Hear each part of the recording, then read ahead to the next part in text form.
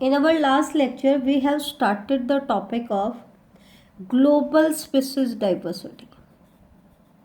और global species diversity में हमने डिस्कस किया था कि कोई भी साइंटिस्ट जो है वो टोटल डाइवर्सिटी को कैसे एस्टिमेट करता है।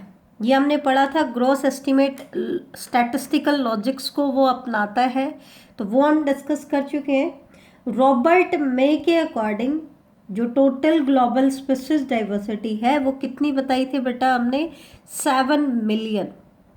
यहाँ तक हम इसको पढ़ चुके थे। रॉबर्ट मे जो है इसने अब तक का सबसे साइंटिफिक एंड साउंड एस्टिमेट दिया था, ठीक है, रॉबर्ट मे ने। तो इसके अकॉर्डिंग टोटल स्पीशीज डाइवर्सिटी कितनी है? 7 मिलियन, ठीक है। तो बेटा जो टोटल डाइवर्सिटी है ना, उस टोटल डाइवर्सिटी का 70% से ज़्यादा हिस्सा तो एनिमल्स एक्वायर कर लेते हैं। 70% से ज़्यादा डाइवर्सिटी किसकी है?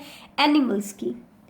प्लांट्स जो हैं वो 22% डाइवर्सिटी को एक्वायर करते हैं। इसका मतलब मोस्ट डाइवर्स किंगडम कौन सा है? एनिमल्स, क्योंकि टोटल डाइवर्सिटी का 70% से ज़्यादा जो डाइवर्सिटी है वो अकेले किससे मिल रही है? हमें एनिमल्स से मिल रही है। प्लांट की डाइवर्सिटी टोटल डाइवर्सिटी में कितना कंट्रीब्यूट कर रही है? 22%, ठीक है। और एनिमल्स में अगर हम देखें तो insects are most species rich group, most species rich group. और एनिमल डाइवर्सिटी का अकेले इंसेक्ट कितना हिस्सा बनाते हैं? 70%। बेटे एनिमल डाइवर्सिटी का 70% बता रहे हैं, जबकि एनिमल्स भी टोटल डाइवर्सिटी का 70% से ज़्यादा हिस्सा एक्वायर कर रही थी। इसका मतलब क्या है कि अगर आपके पास 10 एनिमल स्पीसीज हैं तो उनमें से 7 एनिमल स्पीसीज किसकी होंगी? आपकी इंसेक्ट की होंगी। इंसेक्ट की डाइवर्सिटी सबसे ज़्यादा स्टडी भी की गई है और ये मोस्ट डाइवर्स ग्रुप है एनिमल का, जो सबसे ज़्यादा डाइवर्सिटी शो करते हैं, ठीक है। Out of every 10 animal on this planet 7 are insect. इस प्लेनेट पे 10 एनिमल्स में से 7 क्या है? इंसेक्ट है, ठीक है। तो ये इनके डाइवर्सिटी का एस्टिमेशन आया है। एक जगह पे एनसीईआरटी ने डाटा भी दिए हैं कि यहाँ पे आंट्स की स्पीसीज कितनी है? More than 20,000 species. डाटा आपको याद करने पड़ेंगे बेटा, ठीक है। बिटल्स की डाइवर्सिटी कितनी है? बिटल्स की डाइवर्सिटी है लगभग 3 लाख स्पीसीज है। फिशेस की डाइवर्सिटी की बात करें तो फिशेस की डाइवर्सिटी कितनी है? 28,000 स्पीसीज है। ऑर्किड की डाइवर्सिटी को अगर मेजर करें तो वो लगभग कितनी बताई गई है? 20,000 स्पीसीज बताई गई है। बेटा ये जो डाइवर्सिटी का डाटा आता है, ये डाटा जो है अलग अलग साइंटिस्ट ने अलग अलग बताया, ठीक है। तो आपको पर्टिकुलरली मेंशन, मतलब आप पर्टिकुलरली आपसे क्या पूछा जाता है उसमें कंफ्यूज नहीं होना है। या तो स्पेसिफिकली उसका नाम देंगे, जैसे IUCN रेड लिस्ट के अकॉर्डिंग हम बता दें, लिस्ट के अकॉर्डिंग हम बता दें, या फिर रॉबर्ट मे के अकॉर्डिंग पूछेगा, ठीक है। तो ऐसे अलग अलग डाइवर्सिटी को अलग अलग तरीके से पूछा जाता है। डाटा वेरी कर सकते हैं वैसे भी, क्योंकि न्यू डिस्कवरीज होती रहती हैं, ऑल स्पीसीज एक्सटिंक्ट होती रहती हैं। तो हर बार जब भी डाइवर्सिटी को एस्टिमेट किया जाएगा ये डाटा क्या हो जाएंगे? चेंज हो जाएंगे, ठीक है।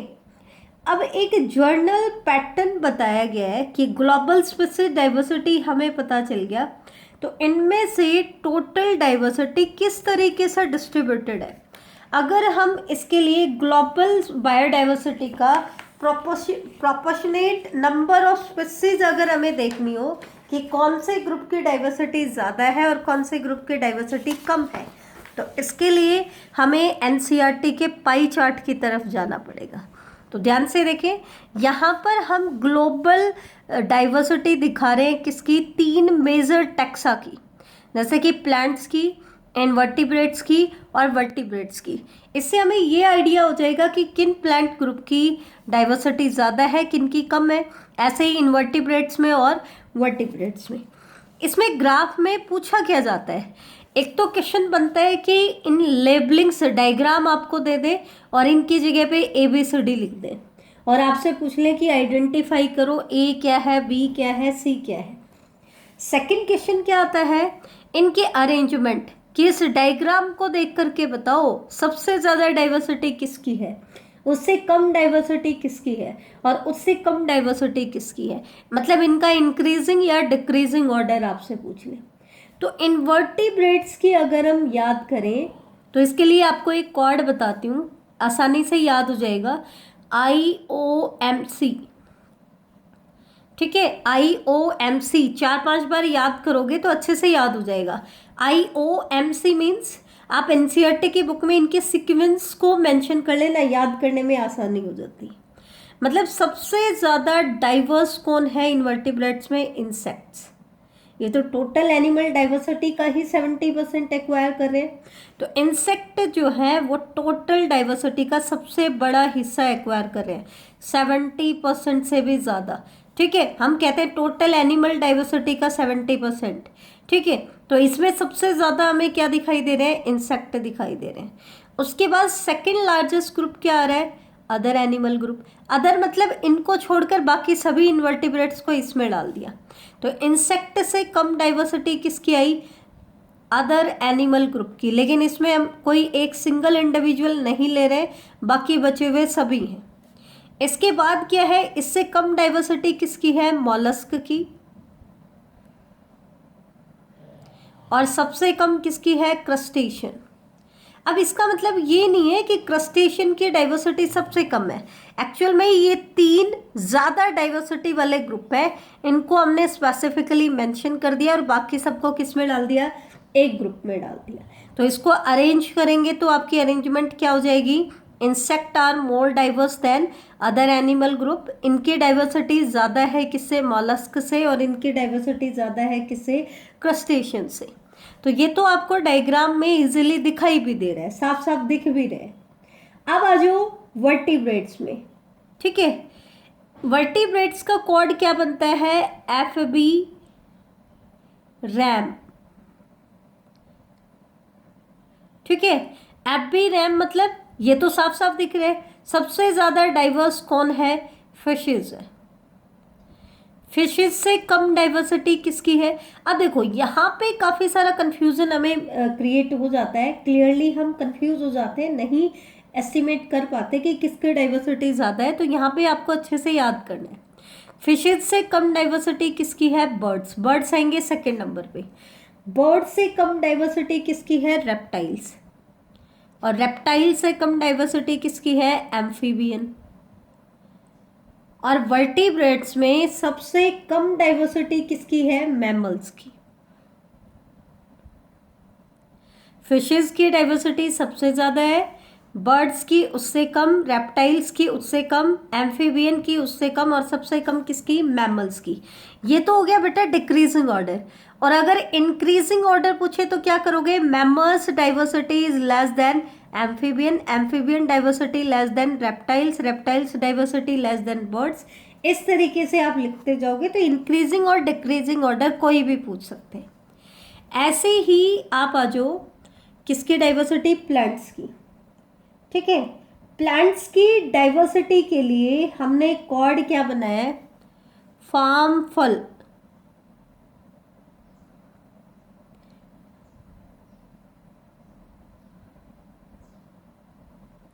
ठीक है, फार्म फल, ये कोड सिर्फ एक हिंट देता है और कुछ नहीं है।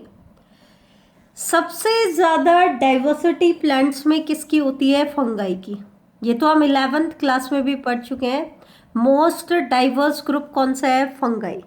ठीक है, इससे कम डाइवर्सिटी किसकी होगी बेटा, एंजियोस्पर्म की।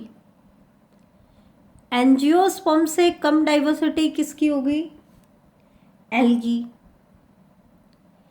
एल्गी से लेस डाइवर्सिटी किसकी होगी, मॉसेस। मॉसेस से कम डाइवर्सिटी किसकी है, फर्न एंड एलीज। और सबसे कम डाइवर्सिटी किसकी है? लाइकन। अब यहाँ पर एक और क्वेश्चन बन जाता है, कई बार एग्जामिनर बना देता है। कैसे? अगर मान लो मैं आपसे ये पूछूं कि इंसेक्ट इस सबसे ज्यादा डाइवर्स क्यों है यहाँ पे, या फिर लाइकन्स की डाइवर्सिटी सबसे ज्यादा कम क्यों है। आपको कहीं कहीं पे ऐसे क्वेश्चन भी देखने को मिल जाते हैं जो कि कहीं पे भी एनसीईआरटी में ऐसे पर्टिकुलरली इस टॉपिक के साथ नहीं दिए, लेकिन कॉन्सेप्ट वहीं से आता है। तो बेटा कोई भी ग्रुप सबसे ज़्यादा डाइवर्स क्यों होता है? क्योंकि कंडीशंस इसके फेवर में रही होंगी। कंडीशंस इसके फेवर में रही होंगी तो इसको डाइवर्सिफिकेशन की प्रॉपर कंडीशंस मिली, प्रॉपर टाइम इसको मिला, इसलिए इसकी डाइवर्सिटी सबसे ज़्यादा है। और लाइकन की डाइवर्सिटी सबसे कम क्यों है? क्योंकि इसको सुटेबल कंडीशंस नहीं मिली स्पेशिएशन करने के लिए, डाइवर्सिफिकेशन करने के लिए कंडीशंस इसके फेवर में नहीं रही। ठीक है, इसको सुटेबल टाइम नहीं मिला, तो इसलिए इसकी डाइवर्सिटी क्या हो गई है? सबसे कम हो गई है। डाइवर्सिटी क्या हो गई है? सबसे कम। तो इस तरीके से आपसे क्वेश्चन पूछ सकते हैं। इसी में ग्लोबल स्पीशीज डाइवर्सिटी में थोड़ा सा पार्ट आपका और रहता है, वो क्या है वो देखें। ये क्या कह रहे हैं कि इंडियन लैंड एरिया को अगर हम कंपेयर करें टोटल डाइवर्सिटी के साथ, तो इंडियन लैंड जो है वो टोटल अर्थ के लैंड का 2.4% पार्ट एक्वायर करता है। 2.4% of world land area, world के टोटल लैंड एरिया का सिर्फ कितना हिस्सा एक्वायर करता है? 2.4%। जबकि अगर हम कंपेयर करें इंडियन डाइवर्सिटी को वर्ल्ड की डाइवर्सिटी के साथ, तो इंडियन डाइवर्सिटी जो है टोटल डाइवर्सिटी में 8.1% कंट्रीब्यूट करती है। अब देखो, इंडिया के पास टोटल लैंड का पार्ट तो क्या था? कम, लेकिन डाइवर्सिटी में वो क्या कर रहा है? ज़्यादा कंट्रीब्यूट कर रहा है। दैट मीन्स इंडिया जो है वो डाइवर्सिटी में रिच है, क्योंकि इसके पास टोटल लैंड एरिया का तो ये सिर्फ 2.4% पार्ट एक्वायर कर रहा है, लेकिन डाइवर्सिटी की जब बात आई तो ये कितना परसेंट एक्वायर कर रहा है? 8.1%। ठीक है, तो that means India is one of the 12 mega diversity countries, mega diversity countries of the world. World के अंदर 12 मेगा डाइवर्सिटी कंट्रीज को कैटेगराइज किया गया जो डाइवर्सिटी में सबसे ज़्यादा रिच है, और उनमें से एक क्या है बेटा? आपका इंडिया है। वैसे तो एनसीईआरटी ने में इन 12 मेगा डाइवर्सिटी कंट्रीज का नाम नहीं दिया हुआ है, लेकिन मैं आपको बता देती हूँ। Australia, Brazil, China, Colombia, Democratic Republic of Congo, Ecuador, India, Mexico, Malaysia, Indonesia and Madagascar. बेटा ध्यान देना, चाइना भी 12 मेगा डाइवर्सिटी कंट्रीज में आता है। ऑस्ट्रेलिया भी मेगा डाइवर्सिटी कंट्रीज में आता है। इंडोनेशिया, ठीक है, मैक्सिको, मलेशिया, मेडागास्कर, ये 12 मेगा डाइवर्सिटी कंट्रीज में आते हैं। ठीक है, अब क्योंकि इंडिया 12 मेगा डाइवर्सिटी कंट्रीज में आता है, तो दैट मीन्स इंडिया की डाइवर्सिटी क्या है? बहुत ज़्यादा है।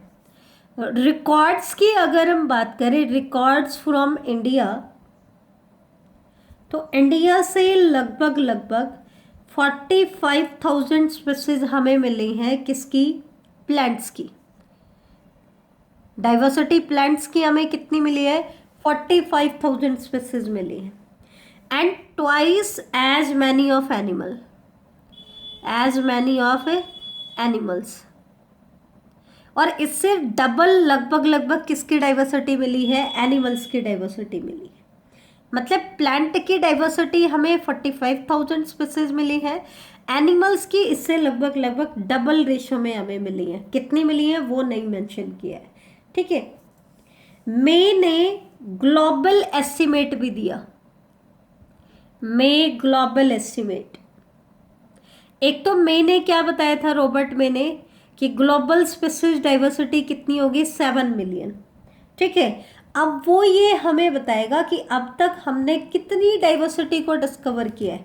अब डिस्कवरी की बात करें, वो तो टोटल डाइवर्सिटी का एस्टिमेशन था, और मैंने बताया भी तुम्हें, क्योंकि अभी तक इन्वेंट्रीज कंप्लीट नहीं हुई है तो वो एग्जैक्ट डाटा नहीं। According to may global estimate, only 22% of the total species have been recorded so far,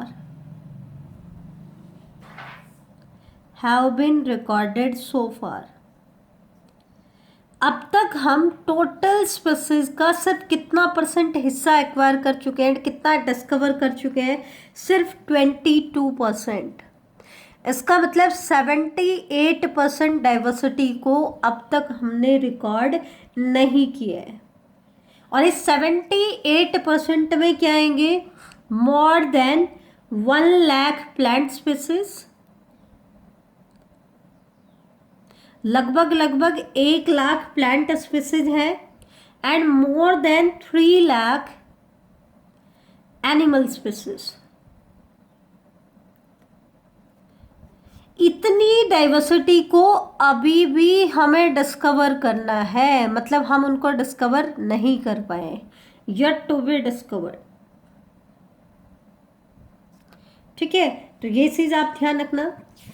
इससे लास्ट एक क्वेश्चन और मैं आपको बता देती हूँ, वो क्या है बेटा, कि biologist are not sure about how many prokaryotic species there might be. जब हम यूकैरियोट की डाइवर्सिटी का तो फिर भी उनको आइडिया है, लेकिन प्रोकैरियोटिक डाइवर्सिटी जो है ना, उनके बारे में इनको कोई आइडिया नहीं है कि प्रोकैरियोट्स की कितनी डाइवर्सिटी होगी। ठीक है, और जो भी ये स्टैटिस्टिकल एनालिसिस मेथड करते हैं, ग्लोबल एस्टिमेट करते हैं, उनमें प्रोकैरियोटिक डाइवर्सिटी का उनके पास कोई भी एस्टिमेट नहीं है। इसका कारण क्या है, क्योंकि जो डाइवर्सिटी को आइडेंटिफाई करने के लिए ये जो कन्वेंशनल टेक्सोनोमिक मेथड्स को यूज कर रहे हैं, किसको यूज कर रहे हैं, कन्वेंशनल टेक्सोनोमिक मेथड्स को।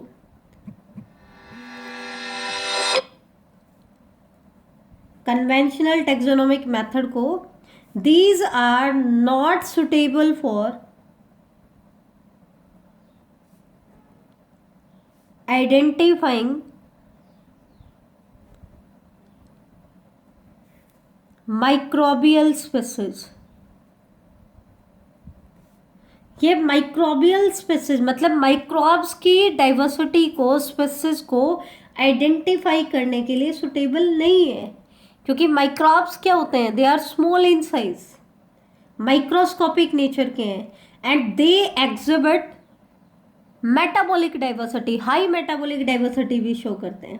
ठीक है, मतलब हम माइक्रोब्स को नेकेड आई से नहीं देख सकते हैं, और मैनी स्पीसीज इनकी ऐसी हैं माइक्रोब्स की, which are not culturable under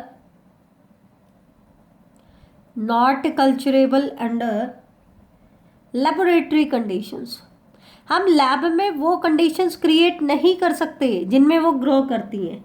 ठीक है, कुछ माइक्रोब्स ऐसे हैं, क्योंकि हमने पढ़ा भी है कि माइक्रोब्स एक्सट्रीम हैबिटेट में भी सर्वाइव करते हैं, तो ऐसे बहुत सारे माइक्रोब्स हैं जिनके लिए हम कल्चर मीडिया तैयार नहीं कर चुके हैं, लैब में उनको ग्रो नहीं करा सकते, ऐसे बहुत सारे माइक्रोब्स हैं।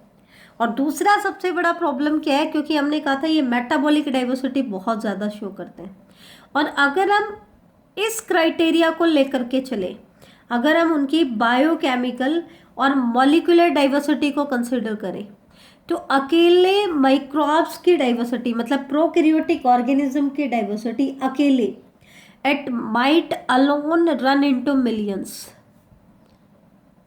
अकेले इनकी डाइवर्सिटी मिलियंस में हो जाएगी।